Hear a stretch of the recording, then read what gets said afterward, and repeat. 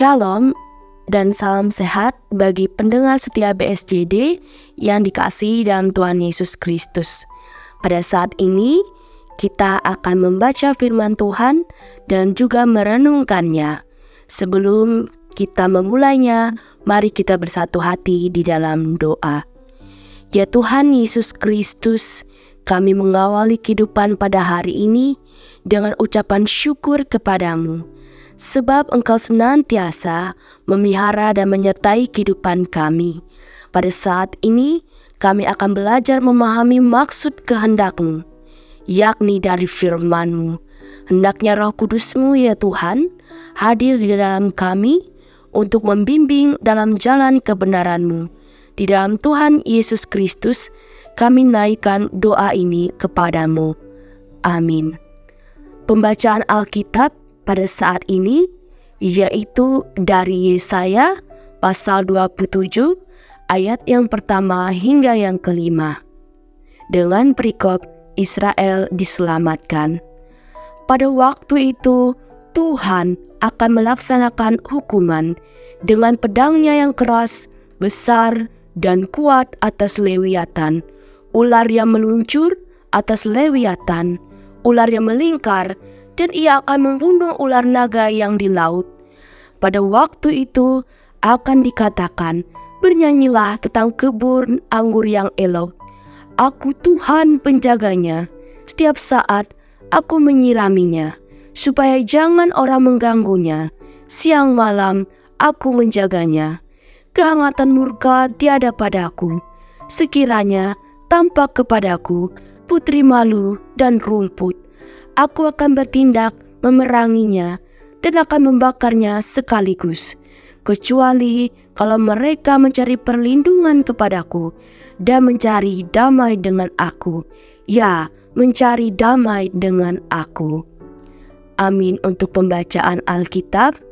Sahabat BSJD yang terkasih, kehidupan sebagai orang Kristen perlu mengalami pemulihan. Pemulihan yang saya maksudkan di sini ialah pemulihan dari dosa. Mengapa dikatakan demikian? Kita dibelenggu, dijerat, direndahkan, dan dihancurkan oleh dosa. Pemulihan dari dosa berarti ada sesuatu yang salah dan seharusnya tidak dilakukan kembali. Jemaat yang terkasih, dalam nas pembacaan yang telah dibacakan tadi adalah berbicara tentang pemulihan kehidupan umat Allah. Nabi Yesaya menyuarakan hal mengenai penghukuman dan rahmat yang berasal dari Allah. Pada ayat yang pertama, tentang penghukuman kepada musuh-musuh umat Allah. Ular naga sebagai simbol yang menggambarkan musuh-musuh Allah, yang berarti adalah orang-orang yang menyesatkan umatnya. Musuh-musuh Allah adalah orang-orang yang memberontak kepadanya dan jatuh ke dalam dosa. Musuh-musuh ini hanya dapat dilawan dengan kekuatan rohani yang mendatangkan kemenangan rohani. Kemenangan rohani ini hanya bersumber dari kekuasaan Allah. Pada ayat yang kedua hingga yang ketiga, berbicara tentang belas kasihan Allah kepada umatnya. Umat Allah diumpamakan sebagai kebun anggur. Kebun anggur ini adalah milik Allah dan berada dalam pemeliharaannya. Oleh sebab itu, sebagai kebun anggur milik Allah, umat harus menghasilkan buah bagi pemiliknya. Dan pada ayat yang keempat hingga yang kelima, seringkali umat Allah menentang, memberontak, dan menjauh dari hadapan Allah.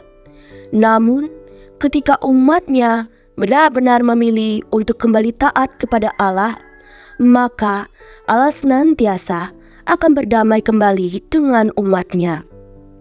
Apa yang dapat kita renungkan dari nas yang telah dibacakan tadi?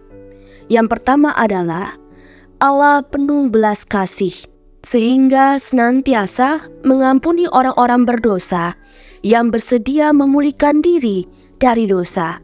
Dengan iman yang sungguh-sungguh, kita sebagai orang percaya atau umat Allah akan mencari perlindungan kepadanya, yakni kepada Allah. Yang kedua ialah kehidupan kita sebagai orang percaya tidak lepas dari perkabaran Injil. Sebab itu, melalui perkabaran Injil, kita dibentuk menjadi umat yang mengenal firman Allah dan juga menjadi pelaku firman-Nya di dalam dunia ini. Sahabat BSJD, mari kita senantiasa mendukung pekabaran Injil di dalam dunia ini.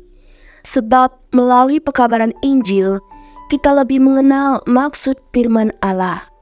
Melalui itu juga, kita semakin mengenal Allah. Semakin mengenalnya, semakin juga kita bersedia untuk memulihkan diri dari dosa, sehingga tidak melakukan dosa kembali. Allah telah bersedia diperdamaikan dengan kita, asalkan kita mau diperdamaikan dengannya. Mari memulihkan diri dari dosa, sebab kita adalah gambaran kebun anggur milik Allah yang akan menghasilkan buah-buah yang baik, buah-buah yang berkualitas, dan itu didapatkan dari kebenaran yang berasal dari Allah.